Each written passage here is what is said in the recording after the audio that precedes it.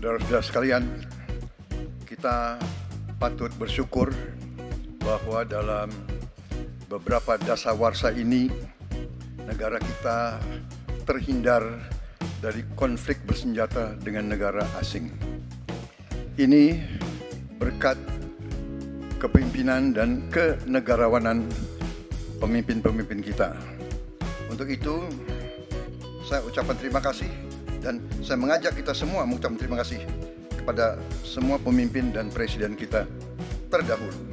Juga saya bertekad manakala saya menerima mandat dari rakyat untuk tetap menjalankan politik bebas aktif, non-blok, menghormati semua negara, menjadi tetangga baik bagi semua negara di kawasan kita, menjaga jarak yang tidak terlalu jauh tapi juga tidak terlalu dekat dengan semua kekuatan, menjalin kerjasama ekonomi.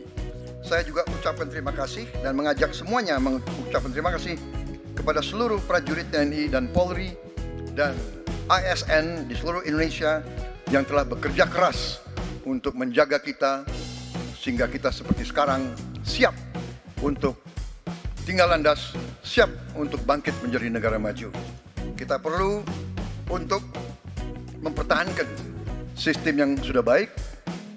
Saya akan teruskan TNI dan Polri tetap berada langsung di bawah kendali Presiden untuk mempercepat reaksi dan memperpendek rentang kendali dan rentang komando. Saya juga akan memperbaiki kesejahteraan dan kualitas hidup TNI, Polri, dan ASN secara signifikan. Saya mengajak semua bangsa bersatu, rukun, dengan kerukunan, dengan persatuan, kita akan jadi kuat. Waktu habis. Terima kasih. Untuk mengakhiri ini tentu saja saya ingin membacakan kembali yang rasa khawatir. Kalau dari buku himpunan RKAKA 2019-2004, anggaran Kementerian Pertahanan 2019 107,18, 2020 127,358, 2021 136,99 ada peningkatan. Maksud saya agar kita tidak keliru pada soal data. Dan capaian IMF kita dari data lakibnya Kemenko Polhukam yang dipublish secara terbuka, karena kami tidak bisa mendapatkan data dari Kemenhan secara terbuka, maka minimum essential force kita memang kemungkinan akan berat untuk bisa terpenuhi.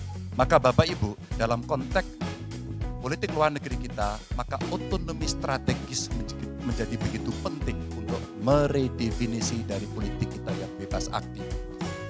Duta besar cyber menjadi penting karena problem besar kita hari ini adalah pada dunia digital. Maka kita perlu duta besar ini untuk merespon perubahan-perubahan global yang ada. Duta besar krisis iklim kita perlukan, garda samudra sebagai strategi baru dari poros maritim dunia. 100% pesawat kita mesti siap tempur, alutsista kita mesti siap tempur, dan zero tolerance untuk kecelakaan pada alutsista kita. Kekuatan pertahanan Indonesia di angkatan cyber akan kita tingkatkan, dan anggaran pertahanan hingga 2% dari PDB.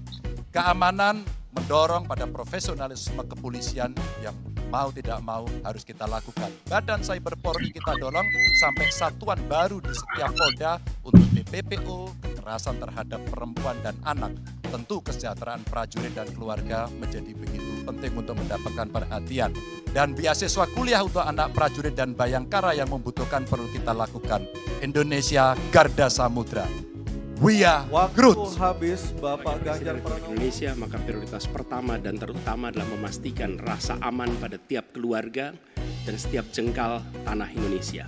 Dan itu artinya kita memastikan bahwa mereka yang diberi tugas untuk mengamankan dipikirkan kesejahteraannya. Memastikan bahwa kenaikan gaji tiap tahun, memastikan mereka punya rumah dinas, memastikan kesejahteraannya aman. Sehingga mereka bisa konsentrasi. Siapa itu? TNI, Polri, termasuk ASN di bidang pertahanan. Itu kunci nomor satu. Yang kedua, ketika kita berbicara tentang menjaga keamanan, maka kita juga berbicara tentang bagaimana pelibatan kita di dalam kancah internasional. Presiden akan menjadi panglima diplomasi dunia Indonesia di tingkat dunia. Hadir, mewarnai, membawa nilai-nilai Indonesia. Dan seperti juga di debat ini, tidak banyak ruang diberikan untuk berbicara di forum global. 2 menit, 3 menit itulah waktunya. tapi di situ seninya. Bagaimana kompleks gagasan, kompleks ide disampaikan secara lugas. Dan ketika Indonesia menyampaikan posisinya tegas, maka kita tidak akan ragu. Kita memperjuangkan penghapusan penjajahan di muka dunia. Maka Indonesia tidak sungkan untuk mengatakan pada negara manapun, hentikan penjajahan di tanah Palestina. Dan usahakan itu lewat diplomasi ke seluruh tempat. Bukan cuma sekedar statement dari Menteri Luar Negeri, tapi serius menjajaki seluruh kekuatan. Kita menginginkan Indonesia kembali menjadi kekuatan yang disegani. Dan mulainya dari mana? Dari pemimpin yang menjunjung tinggi etika, pemimpin yang menjunjung tinggi ilmu pengetahuan, pemimpin yang terbuka atas gagasan mempertahankan Indonesia atas ancaman-ancaman baru. Dan itu artinya kita hadir di berbagai wilayah di dalam pertemuan-pertemuan global membawa aspirasi Indonesia. Kita kirim pesan, we will no longer absence. Indonesia will be presence and Indonesia will color the world. Indonesia absence no more, respected Waktunya forever. habis, Pak Anies. Terima kasih.